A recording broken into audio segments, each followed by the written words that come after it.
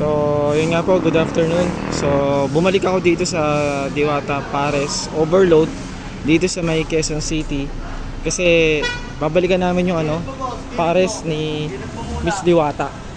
Kaso sa parking pa lang medyo nahirapan na ako. So, hopefully maka-order ka agad ako. Dati nang unang kain ko na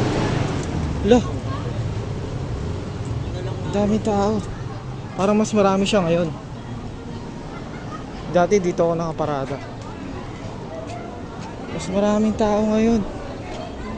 OMG, ano oras ako matapos nito?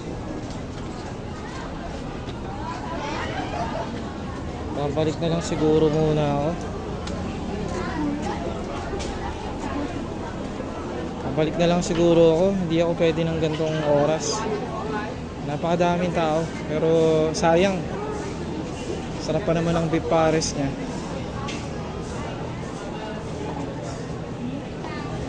Daming tao.